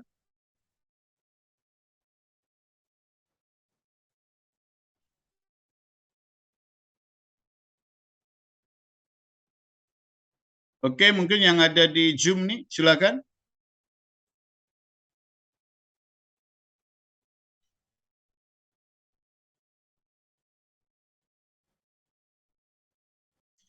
Yang saya mau ingatkan kepada kalian teman-teman, ya, saya yakinlah tidak semua mata kuliah itu kita sukai ya, betul ya. Pada ada mata kuliah yang kita suka, ada juga yang enggak ya. Tapi belajarlah mata kuliah yang enggak kamu sukai, kamu harus dokumentasi. Minimal kamu harus punya bukunya, karena satu kali kadang-kali kita butuhkan, ya kita bisa membuka buku itu. Saya begitu caranya. Ya, mata kuliah yang formal yang kelihatannya enggak ini, saya punya dokumen bukunya. Loh, di rumah itu saya punya Al-Qur'an, saudara. Saya punya Tripitaka, agama apa kitabnya orang-orang agama lain saya punya. Tafsiran Al-Qur'an apalagi ya. Karena saya mengantisipasi lingkungan saya adalah lingkungan yang mayoritas adalah orang muslim. Mereka datang ke rumah, Papa punya Al-Qur'an ya. Memang salah saya punya Al-Qur'an. Itu. Jadi saya memang belajar untuk memberi jawaban kepada tetangga saya ya dengan kita punya luar mereka juga akan mikir untuk bertanya yang aneh-aneh gitu. Dan apalagi saya memang latar belakangnya kan dari sana, jadi saya tahu persis lah. Mereka juga tidak sembarangan untuk bertanya juga begitu. Kalau bertanya ke rumah saya begitu ya, dia udah ngerti. Jadi ada beberapa buku yang memang mereka langsung bisa melihat gitu ya. Kalau datang bertamu itu bisa langsung bisa lihat, oh ini buku ini, buku ini. Gitu. Oke, teman-teman, ada lagi? Silakan. Masih ada banyak waktu kita.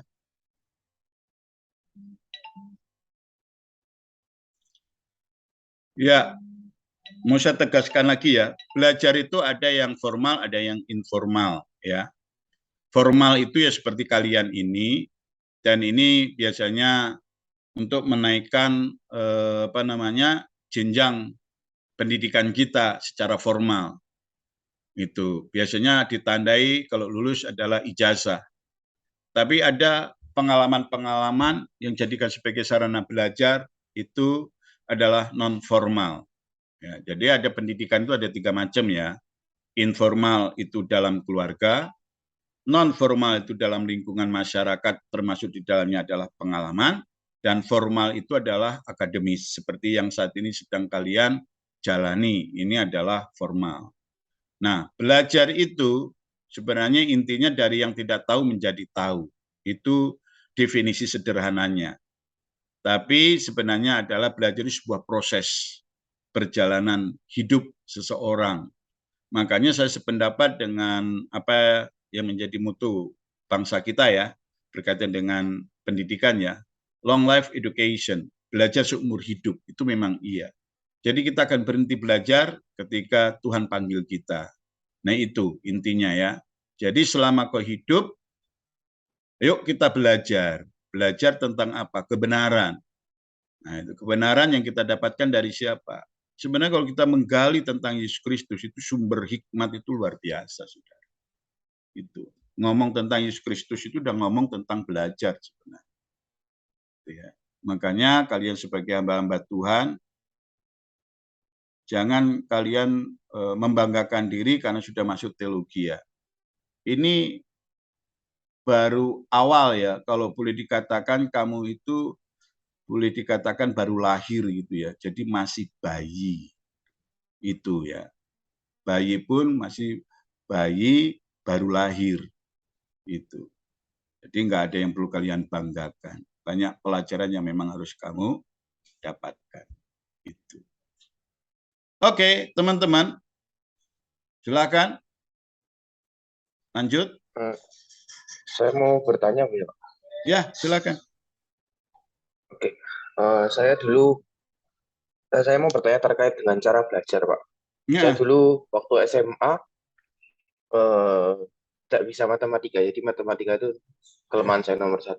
Sama. Dan saya berusaha, Pak. Saya punya motivasi untuk masuk dokter hewan, jadi saya sangat berusaha untuk belajar matematika. Tapi motivasi dan tujuan saya untuk belajar matematika tidak bisa karena cara belajar saya salah, Pak. Jadi suatu saat ada guru saya matematika yang berinisiatif untuk mengajarkan saya cara baru untuk belajar matematika, dan di pelajaran itu pertama kali saya dapat matematika 90 karena cara belajar yang diubah, Pak. Jadi pertanyaan saya adalah bagaimana cara kita dengan efisien bisa nyari cara belajar kita yang sebenarnya? Karena saya melihat cara belajar sangat mempengaruhi apa yang masuk dalam kita. Ya, betul. Tapi ingat ya, cara kita belajar itu juga kita harus sadari. Karena ada 3 macam cara belajar ya.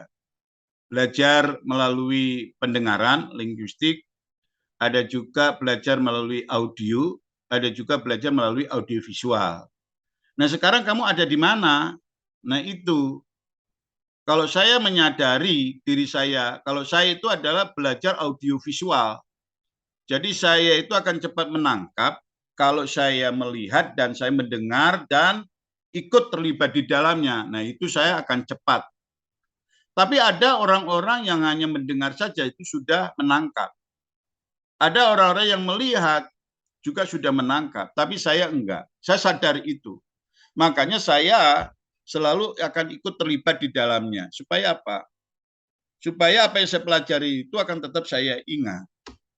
Nah, sekarang seperti Nathanael, belajar matematika dan berusaha maksimal ternyata hasilnya enggak maksimal, ya saya maaf ya. Saya bukan tidak suka dengan mata pelajaran matematika, tetapi saya punya latar belakang buruk dengan guru matematika. Saya paling benci dengan guru matematika waktu SMP. Itu. Dan saya menyadari akan hal itu. Makanya saya juga tidak mau memaksakan diri. Itu. Karena saya adalah orang seni, ya bagi saya memang saya harus belajar yang ada kaitannya dengan seni. Itu. Makanya nggak salah kalau saya masuk ke sekolah seminari Betel, meskipun tidak pada tempatnya begitu ya, karena akan jauh lebih baik saya itu masuk ke IAKJ gitu kan. Jakarta itu sebenarnya ya, tetapi kan saya nggak punya modal. Tapi ternyata ketika saya mempelajari di Prodi Pak, kenapa saya tidak masuk teologi ya? Karena saya juga tidak begitu menyukai yang namanya bahasa, apalagi bahasa asing.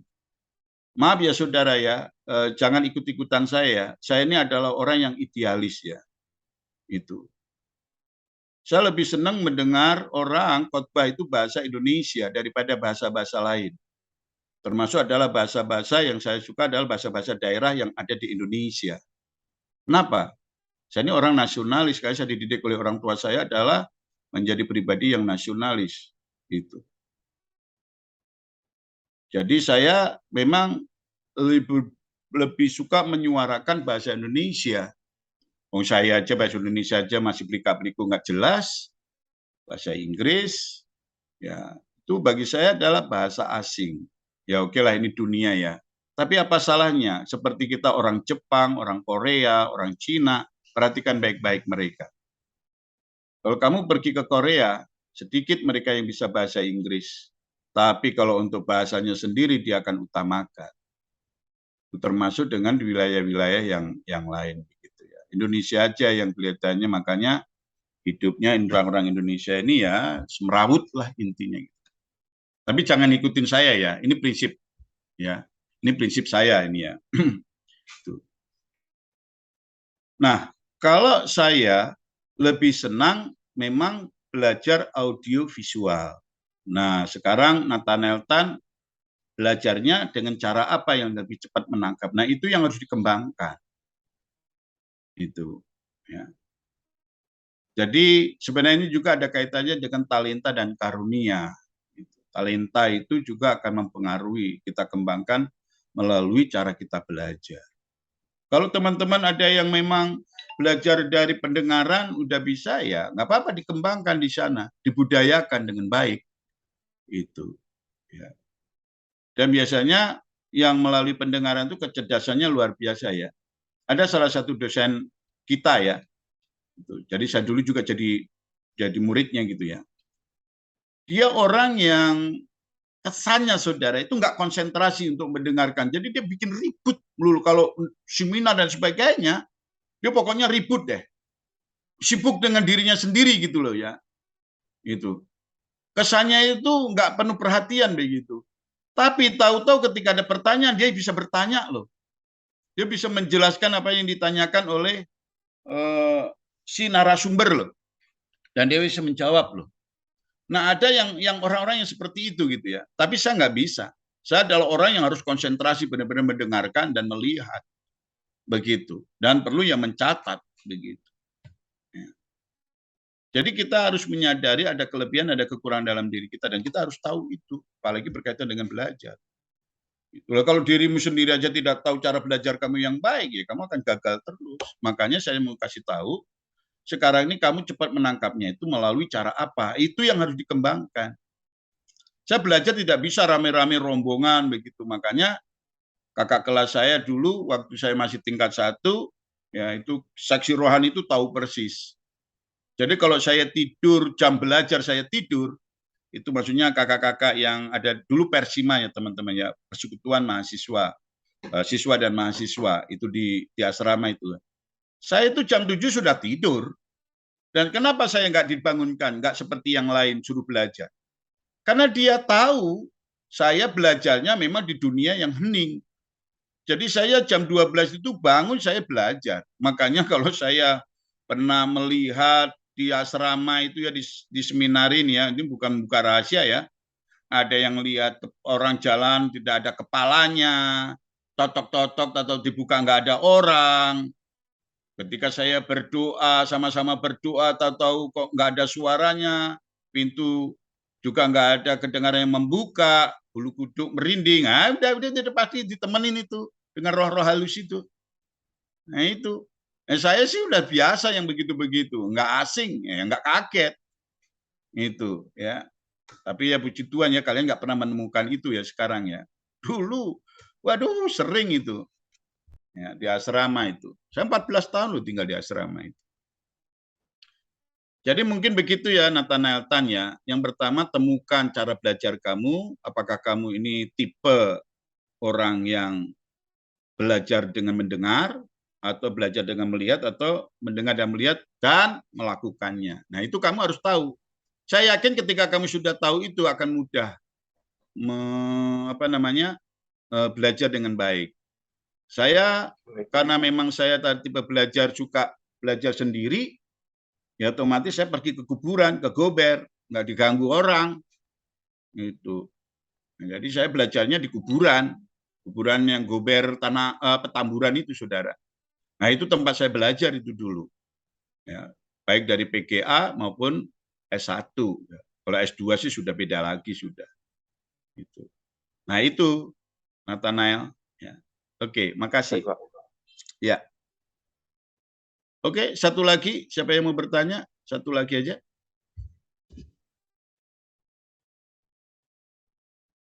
Silakan.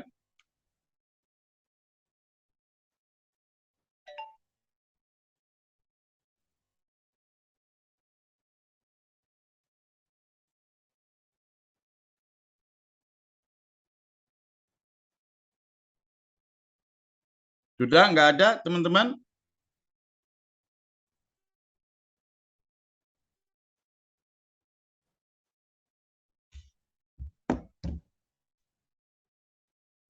Ya, kalau tidak ada bagi saya cukup ya.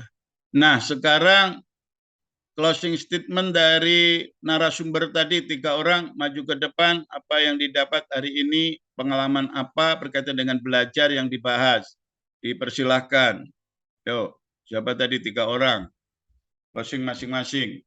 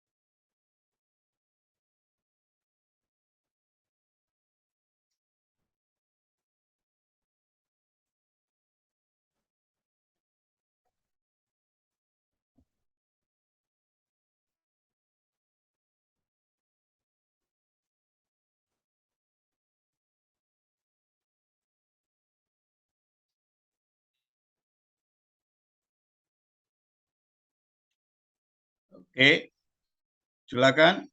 Yang lain? Apakah ada yang mau disampaikan?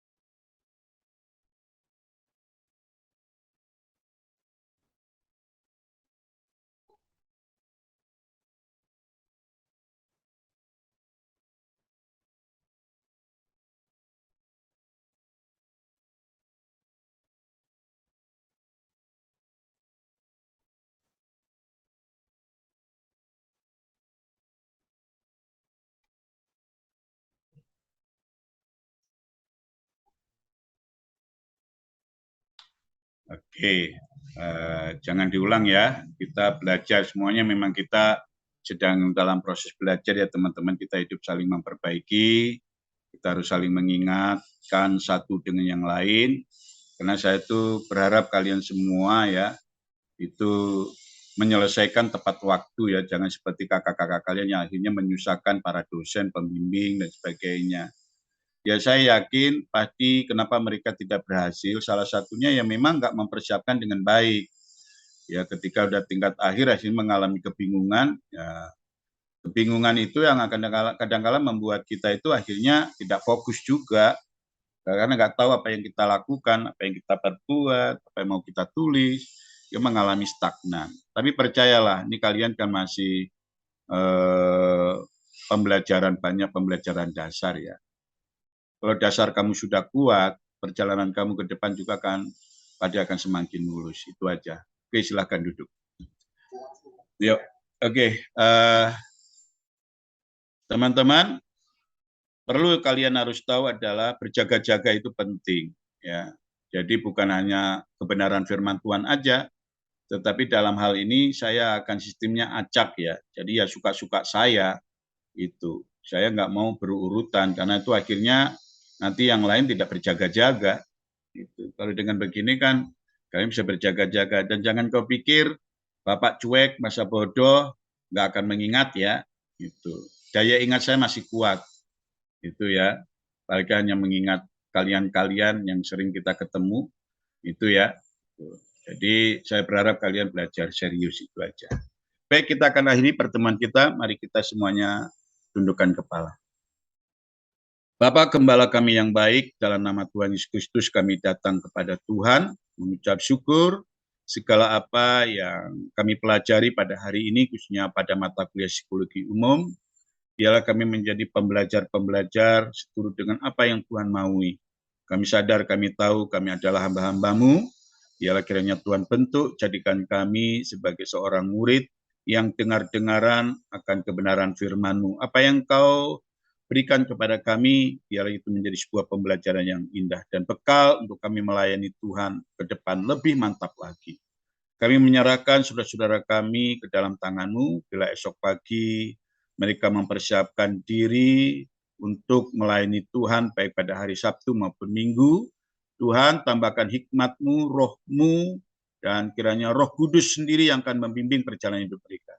Jadikanlah mereka garam dan terang, surat yang terbaca bagi jemaat yang khususnya yang mereka layani Tuhan. Dimanapun mereka berada, nama-Mu yang dipermuliakan. Inilah doa sembahyang kami, semuanya hanya kami peralaskan dalam nama Tuhan Yesus Kristus. Terpuji nama-Mu. Haleluya. Amin. Baik teman-teman, pertemuan kita sampai di sini. Tuhan memberkati kita semua ya. Oke, shalom. Saya live ya. Dokumentasi apakah perlu untuk dilaporkan? Karena Bapak kan nggak ngajar on-site. Ya, oke.